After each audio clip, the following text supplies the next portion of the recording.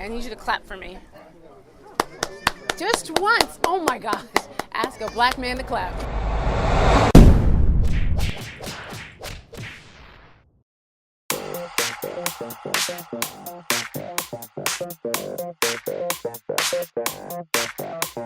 This is for us, and it's by us, and it's our thing.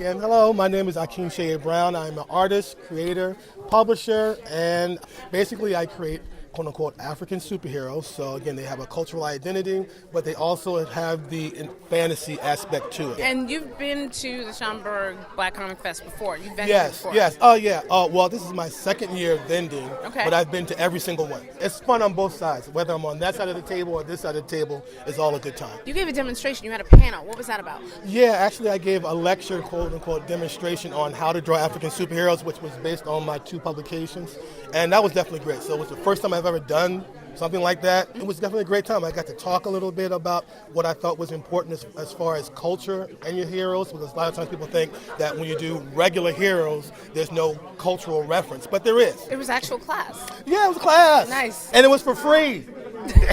You know, it Because, was a yeah, the class. Schomburg Black Comics event is free. No, So I didn't charge. He did. Tell us Okay. about the books that you are selling. Yes, okay, so I am selling How to Draw African Superheroes Part 1 and 2. Okay. And I'm also selling my publication, Dara Brown, Okay. which is about a story about a young woman that is a community activist and a fashion designer. Okay. So he kind of put those 2 together, so she has her own little ventures. And then I also have Emoji Force, which is a story about 4 young people from different parts of the African continent with superpowers that come together that fight separation. Umoja Force, unity. Okay. So that's pretty much what I have today. I'm also here with my partner in crime, Mr. Yumi Odom from ECBOC. Okay. And we have our event coming up May 20th of this year, so we definitely want people to come out. Okay, and ECBOC stands for? East Coast Black Age of Comics Convention. Okay, so you're That's at a mouthful. convention advertising another convention. Oh, meta! You see that? It's really...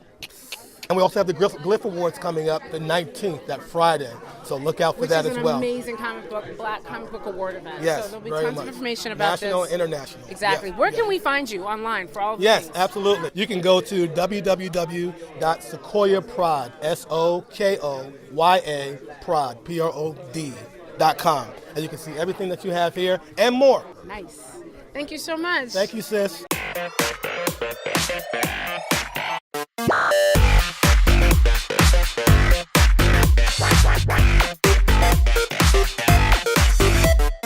So is this your first year at the Schomburg? Yes. Okay, and it's your first time in the building? Yes, absolutely. It's my first time. It happens a lot to people who live in New York. So what's it been like? Because this is the first year that it's 2 days. So what's it been like for you? It's been really great. Like, Friday was a nice time to just, like, experience how it's going to be. And everybody's been telling me Saturday is going to be pretty crazy. And I'm like, okay. But, like, now I say, yeah, It's Saturday, really crazy. it really does get crazy. Saturday is known to be absolutely ridiculous. Yeah, but I'm loving it, though. It's, like, it's really exciting to see so many people here for, like, Black comics. Yeah. Tell us a little bit about Princess Love Pond and what the story is about. Princess Love Pond is about a girl named Leah who isn't really sure what she wants to do after high school. And one day she literally gets hit in the head with a magical creature that tells her, hey, you can become a magical girl. And so she dedicates herself to that, to protect people's hearts from the Dark Queen and help them through their emotional turmoil. But now she has to balance that life with her normal life and becoming this really empathetic figure to everybody else and like what happens to her own feelings and her own friendships and her own love life. So it's like the plight of black girl magic. Yes. Taking care of everybody else instead of just yourself. Yes. Now you have a comic here today. Is it also online? Can people also read it online? Yes, you can read it online at princesslovepond.com. What age group would you say is... It's good for everybody. Like little It's all kids like ages. it. Yes, Okay. all ages. Like when I'm writing it, I'm thinking about myself as a young kid really enjoying Sailor Moon. So I just want to have that feeling. That definitely has that feel to her, and she's absolutely adorable. Like she needs a line of like lunch boxes and earrings and hairpins. The merchandising is could be amazing. So, what is it like being like a black female comic book creator in this space? It's like really good. Like I remember in college, my chairman was like, "You're gonna have to like represent like other Black women, and it was like really, really intimidating to hear that. But once I actually got started doing comics and seeing the reaction, I was like, this isn't so bad. And there's like a lot of other people like just like me trying to do the same thing, and it's like the mainstream comics are just starting to kind of hear our voices, like, hey, we're here, we want more diverse comics. And so I'm really great to see this like blowing up now. Is there a next installment of Princess Left Behind coming out? I am still continuing. I have about another chapter or two before I'm probably going to put it all together in one single volume. Okay. But we can still read it weekly though, right? Yes, you can still read it weekly online. Thank you so much. I'm so excited. I'm glad you were able to do this. Yeah, thank you.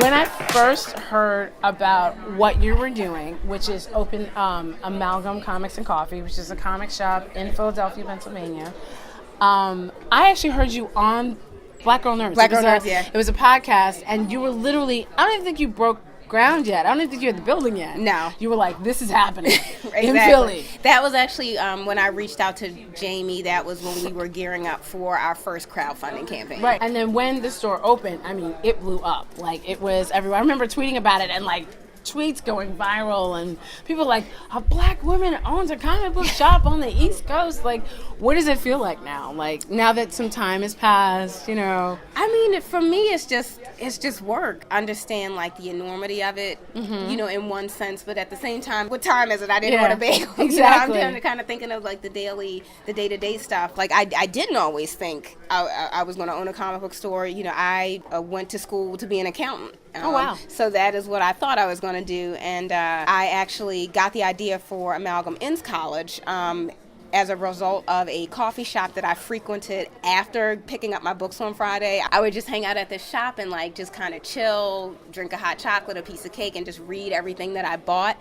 And it was owned by a young Black woman, and she ended up closing, and it was the loss of her space, of that like home away from home, that gave me the idea that, you know, that was my goal, I want people to feel like I felt in her shop. But I personally am so proud of you, because you're an inspiration to a lot of entrepreneurs. You're an inspiration to a lot of blerds and geeks and people who were like, yeah, see, you can actually do this and make a living. You're also walking the walk, because people are always talking about like, yo, we need to buy our comics and you need to, you know, support us. You're supporting us. You're actually carrying the comics. Right. So, and I'm saying us. I don't even have a comic book. What's something that you deal with on a regular basis that people don't realize that you have to deal with when you're a real retailer, a comic book retailer? The press that the store has gotten, I think people might make the mistake of thinking we're bigger than we are, or like we're swimming in money. When that is, well, you know, you're on a Marvel cover, so. but I mean, but it's still day to day. It's, you know, watching the books every day. It's trying to decide, can we afford that? Because I would love to have everybody's book all the time, right. but you know, the reality of a small shop like we are is that we just can't do it. Right. But making sure I'm giving everybody time and spotlight, you know, really show support and be true to the population who's reading comics. You know, people are like, oh, you know, more Black women are reading comics. It's like, I don't think that's necessarily true. I think now we're just more visible. Right. And we're more visible because of people like you, the Blerdgurl, because of Blerdgurl Nerds, because of Black Tribbles. Like, people are now, you have to listen to us. And you're seeing like, oh man, I thought I was the only one because I might have been the only one in my school, but you're not the only one. It's like we're out here, and we've been out here. Right, it's not new. Is there anything we can do in the social media land to help the store? Letting people know we exist, letting people know, you know, when you're in Philly, you know, stop through. So thank you so much. Thank and again, you. We are so proud of you, and we're so happy for what you're doing. Thank you so and the much. next time I come to Philly, I'm in the store.